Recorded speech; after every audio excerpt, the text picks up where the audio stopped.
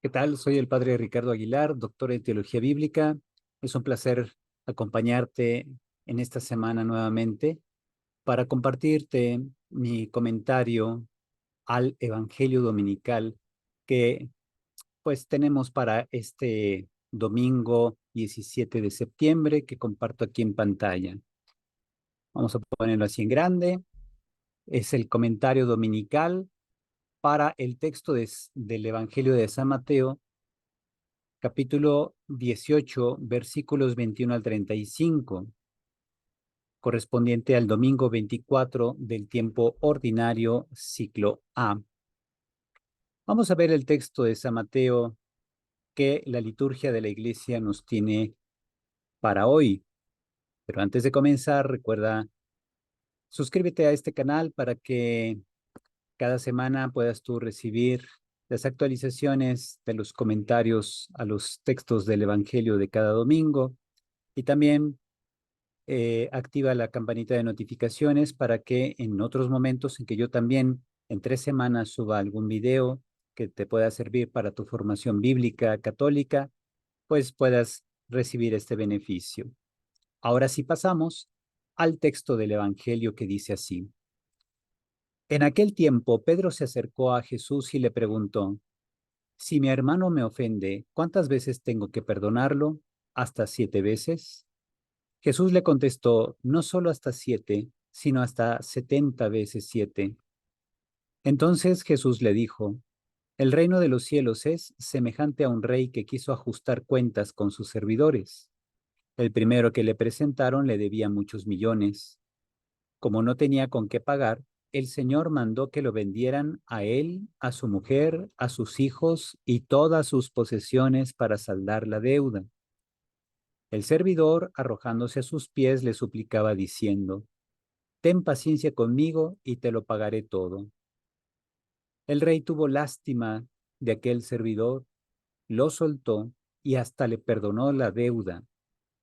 Pero apenas había salido aquel servidor, se encontró con uno de sus compañeros que le debía poco dinero. Entonces lo agarró por el cuello y casi lo estrangulaba mientras le decía, págame lo que me debes. El compañero se le arrodilló y le rogaba, ten paciencia conmigo y te lo pagaré todo. Pero el otro no quiso escucharlo, sino que se fue y lo metió en la cárcel hasta que le pagara la deuda. Al ver lo ocurrido, sus compañeros se llenaron de indignación y fueron a contar al rey lo sucedido.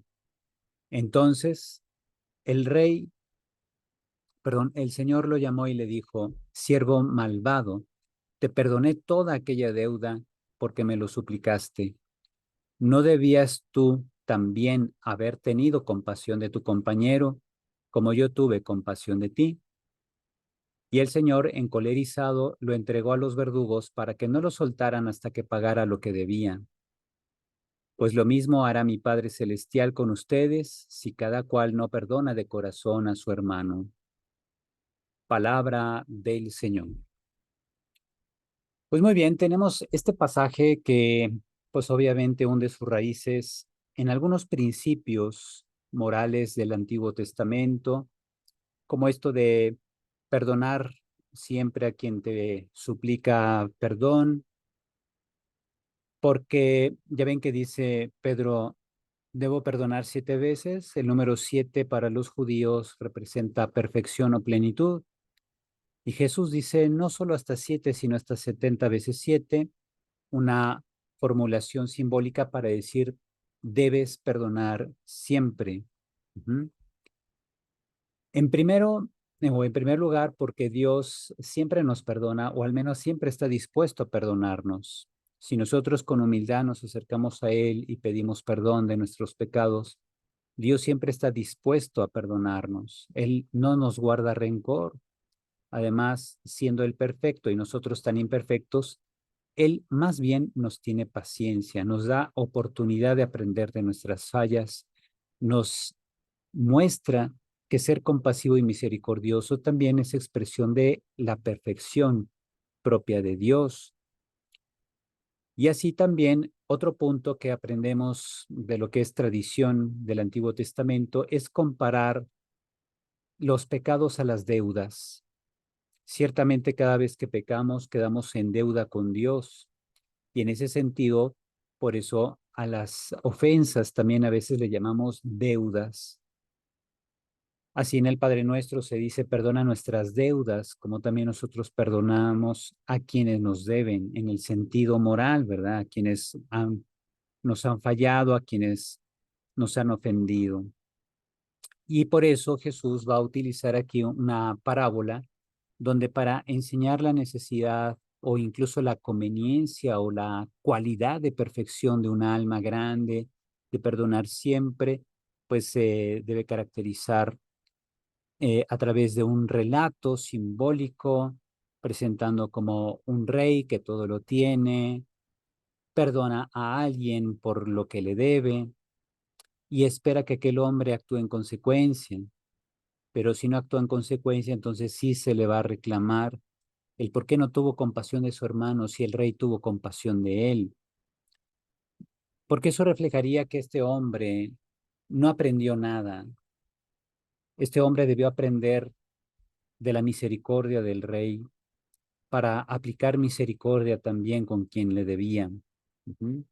Por eso pongo estas ideas poderosas que les comparto. Son ideas reformuladas del libro del Eclesiástico, que en la misa corresponde a la primera lectura, capítulo 27, versículos, bueno, del 23 al 28, ahí se me pasó el 3, y, eh, y también, por ejemplo, tenemos del Salmo 102, ¿ok? ¿Qué tenemos de estos textos que son interesantes? Tenemos, primero que nada, que son textos que nos ubican en nuestra realidad. Sí, son nuestra realidad, pues que corresponde a la de ser personas imperfectas que siempre necesitan una nueva oportunidad para aprender de los errores, corregirse, etcétera. Bien, aquí precisamente del libro del Eclesiástico, final del capítulo 27 y comienzos del del capítulo 28, y así del Salmo 102 tenemos estas ideas poderosas que he reformulado. La primera, perdona la ofensa de tu prójimo y así cuando pidas perdón, se te perdonarán tus pecados. Ujú. Así como tú has recibido, procura dar. Dios te ha perdonado. Cuantas veces le has pedido perdón, procura tú hacer lo mismo. Ujú. Cosas abominables son el rencor y la cólera. Sin embargo, el pecador se aferra a ellas. Tú puedes hacer una revisión de tu vida y darte cuenta como cada vez que guardas rencor y cólera o enojo, ira contra alguien, pues tú mismo pierdes calidad de vida, inviertes tu tiempo en forma innecesaria en una emoción que realmente no te hace mejor persona, más bien te quita la paz y te puede empujar incluso a hacer cosas malvadas. Y eso, como dice el autor de Eclesiástico, caracteriza al pecador, el hombre que se hunde precisamente en el fango de sus propios pecados, va a tratar de aferrarse a la idea de tener siempre la razón, de hacerse la víctima y así guardar rencor y cólera a los demás, porque no lo dejan ser como quiere ser o porque siente que le han limitado en su desarrollo, etcétera. Y entonces, pues va creándose a sí mismo una situación cada vez más difícil de vivir, ¿no? Solito se empieza a limitar al respecto. Quien no tiene compasión de un semejante, ¿cómo se podría atrever a pedir perdón de sus pecados? Ujú. Es lo que pasa en el Evangelio con aquel hombre que, tras haber sido perdonado por el rey, no tuvo compasión de alguien que le debía poco dinero. Entonces, ¿cómo se puede atrever alguien a pedir perdón si tú mismo o yo mismo o cualquiera puede dejarse atrapar por el coraje de que alguien le deba tan poco Hay que ponerse a pensar que precisamente que cada vez que Dios nos ha perdonado algo, nos ha perdonado siempre algo que es grande. Ajá. Pedimos perdón de esas ofensas, sobre todo en la confesión de los pecados grandes, en donde hemos fallado, pues haciendo cosas indebidas y Dios nos perdona, nos da una nueva oportunidad. Cuando reflexionamos en el perdón recibido, por un lado debemos aprender cómo, aunque nuestra condición humana nos inclina también a caer, también es muy humano levantarse, también es muy humano aprender del error, también es muy humano reinventarse, de modo que uno tiene que reformular la propia vida, la forma como nos relacionamos con los demás y así ser siempre mejores personas. Ujú. Otra idea, piensa en tu muerte que cada día se acerca más a ti. Observa los mandamientos y evita el rencor que a nadie le ayuda. Todos los santos en sus escritos se han caracterizado por una profunda meditación constante en el tema de la muerte. La muerte no es algo a lo que debemos temer, es una etapa necesaria, es un momento necesario en el que tenemos que aprender a ver la muerte como ese paso al encuentro definitivo con Dios. Y entonces, pues más bien saber que la muerte se acerca cada vez más nos motiva a preparar mejor nuestra partida de este mundo, tratando pues de llevar una vida digna, de sentirnos íntegros, de saber que no nos vamos a presentar ante el Señor con las manos vacías, sino procurar presentarnos con las manos llenas de buenas obras, de caridad, de servicio que hemos dado a otras personas, no para presentarnos como diciendo, Señor, hice todo esto, ahora premiame, sino para decirle al Señor, al menos en el tiempo que me concediste de vida, he procurado hacer esto en tu nombre, he procurado hacer aquello, soy consciente de que quizá he fallado en muchas cosas, te pido perdón, Señor, y me pongo en tus manos. Ujú. Para esto sirve mucho el siguiente punto. Recuerda la alianza del Altísimo que da sentido a tu vida. Deja ir las ofensas que otro te haya hecho. Esas cosas son pasajeras, pero el rencor te estanca. Piense cómo este pensamiento es muy poderoso, es muy realista. La alianza del Altísimo consiste en que Dios ha jurado ser fiel a su parte de la alianza, de velar por nosotros, de amarnos, de acompañarnos, de levantarnos de nuestras caídas. Aun cuando nosotros lleguemos a fallarle en el cumplimiento de los mandamientos, por nuestra fragilidad humana, todos los días pecamos. A veces nos enojamos muy fácil por algo que sucede de improviso, que nos saca de quicio y reaccionamos.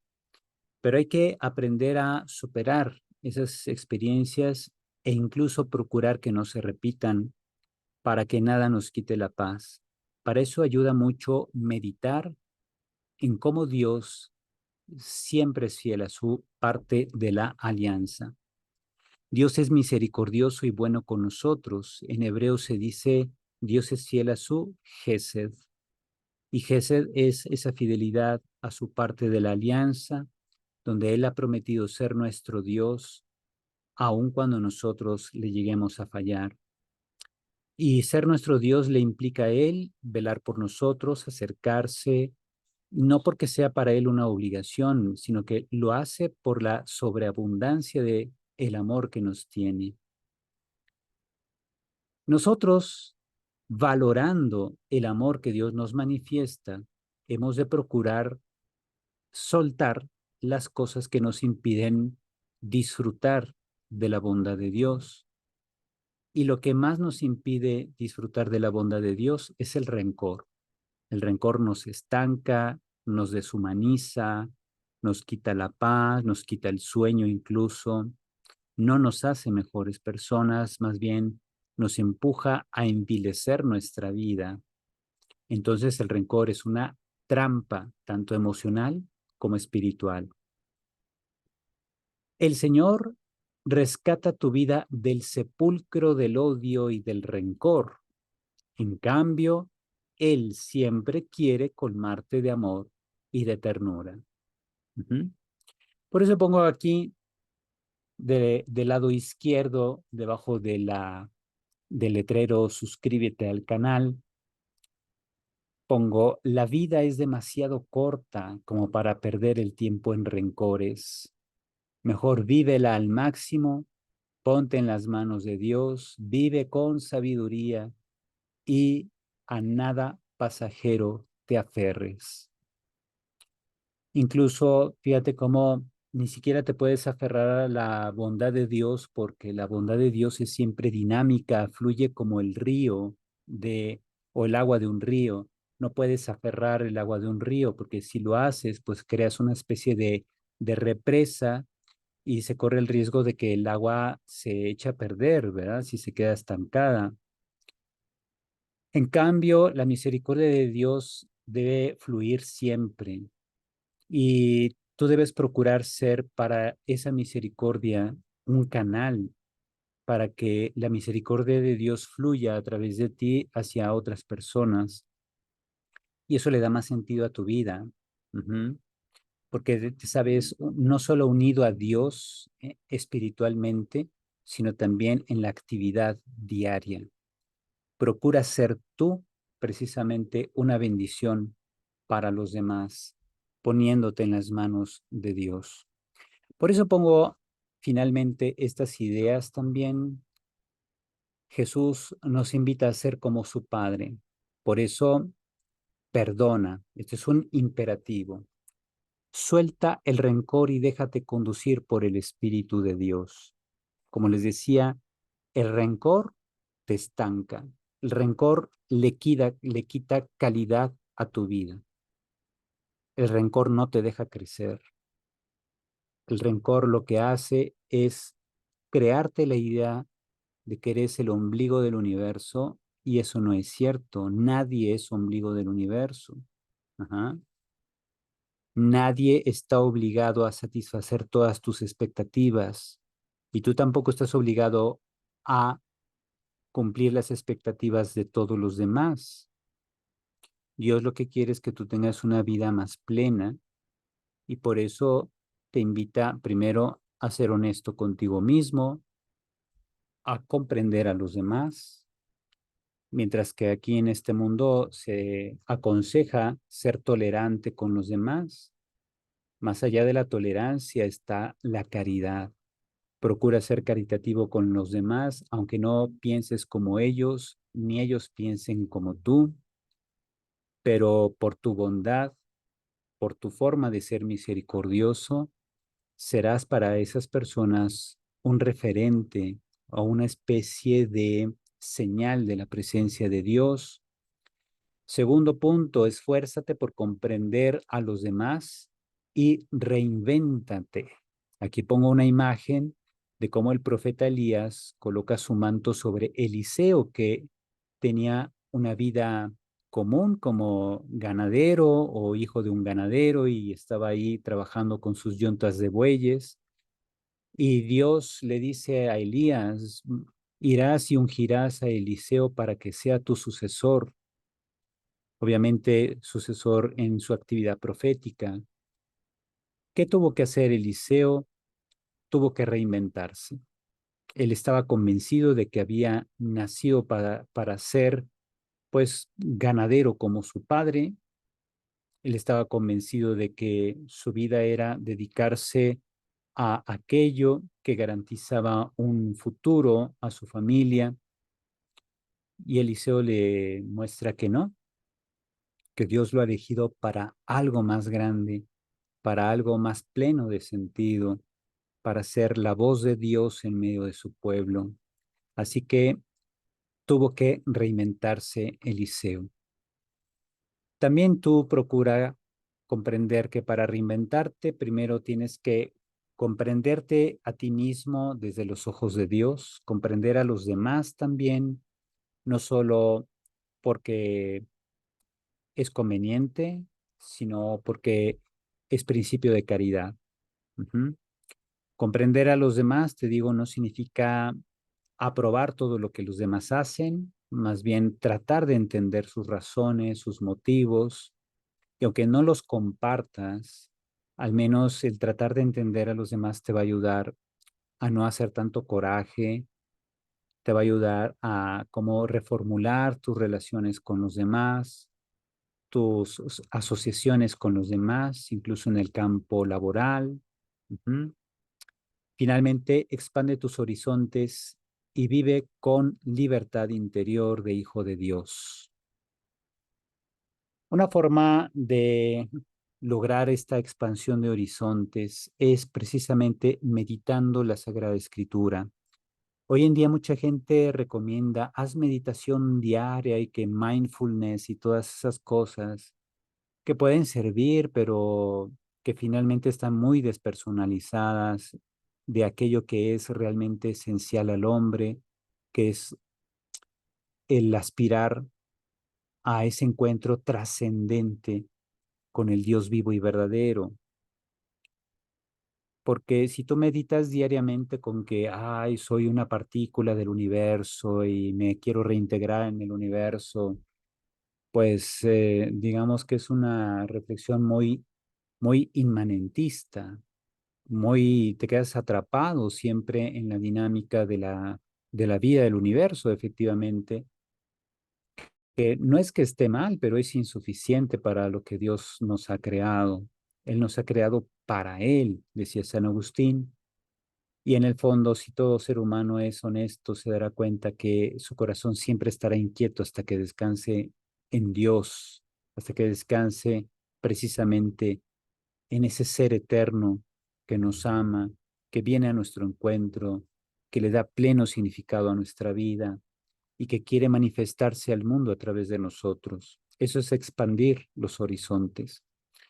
Procuremos, por tanto, siempre ponernos en las manos de Dios y no solo recibir pasivamente su bondad, sino también canalizar su bondad. Y una forma efectiva de canalizar su bondad es perdonando.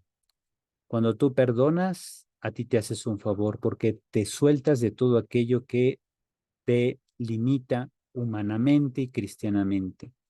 Al mismo tiempo, al perdonar, te asemejas a Dios, que es rico en misericordia y que busca siempre perdonar a los hombres. Claro, no nos impone el perdón, espera que nosotros supliquemos el perdón y que lo que Él más quiere es reintegrarnos a su vida plena. Vemos que la vida eterna no es una conquista personal, es una expresión de la benevolencia de Dios, pero tampoco nos impone la salvación. Él quiere que nosotros, pues precisamente valoremos también eso, como solemos valorar a otras personas, Dios nos valora más que nadie y nos ama con el amor con que ama a su Hijo Jesús.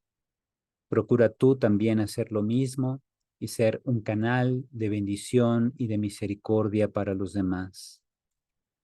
Bien, pues yo espero que estas reflexiones les haya servido a todos y que puedan disfrutar de este domingo 24 del tiempo ordinario que corresponde a este domingo 17 de septiembre de 2023 y que sean ustedes agentes de la misericordia de Dios. Dios los bendice a todos. La bendición de Dios Todopoderoso, Padre, Hijo y Espíritu Santo, descienda sobre ustedes y permanezca para siempre. Amén. Disfruten el fin de semana con su familia, con sus seres queridos. Cuídense mucho. Hasta pronto.